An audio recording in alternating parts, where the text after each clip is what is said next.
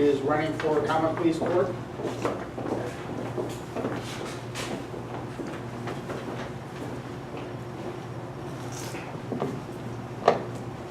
Good evening, ladies and gentlemen. My name is Tom Parker. I am currently serving as a judge in the Summit County Common Pleas Court. I was elected to that position in 2008, and I'm running for my second full-year term this year.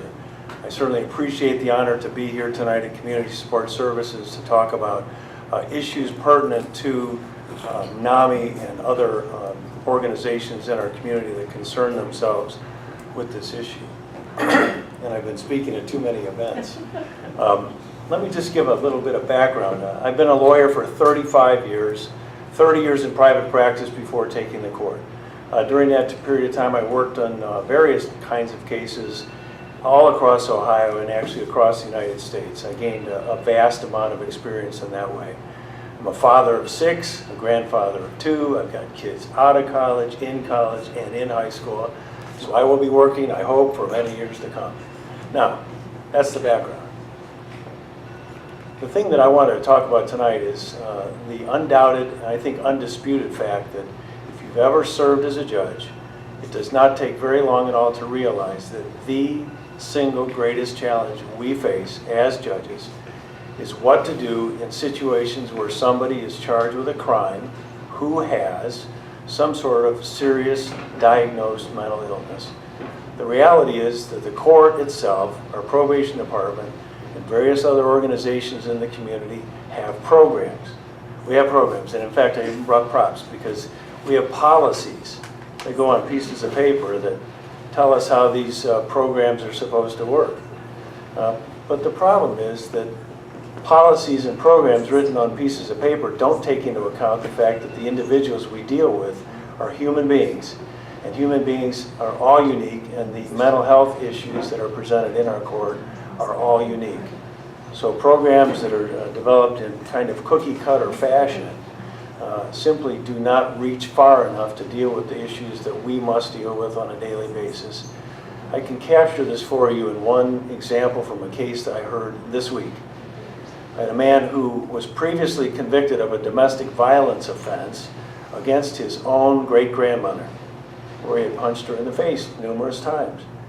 He was sent to prison. I let him out of prison on judicial release on the condition that he would be monitored within the community, receive his required medication and treatments, because everyone agreed that as long as this man had those treatments, he was a very functional and able member of the community. So he was actually associated with a caseworker here at Community Support Services. Now the problem came in when the young man decided that he no longer wished to take his medication and began resisting taking it. And unfortunately, we did not get a report of that back to the court. And he spiraled down, and sure enough, he's back in court, again charged with domestic violence against the same great-grandmother. So you can imagine the judge's sentencing decision when the prosecutor is insisting that I send this man back to prison, and the great-grandmother, who's the one who was injured, asked me not to send him because she felt the only person who would be punished if he went to prison was her. Because she needed him, she loved him, she recognized his problem. So the decision I made was to put him back into the community under appropriate support, with the condition that he must receive his required medication. And if we get any indication he's not doing that, then I've got to get him back in court. So we will be setting up frequent monthly visits for him with me to make sure that we're doing what we need to do. And I say we, because the entire court system is involved in dealing with a family like that. That is one example among hundreds that any of us judges could provide to you. So the thing that separates the candidates in my race is that I've had nearly 6 years of experience dealing with these kinds of cases.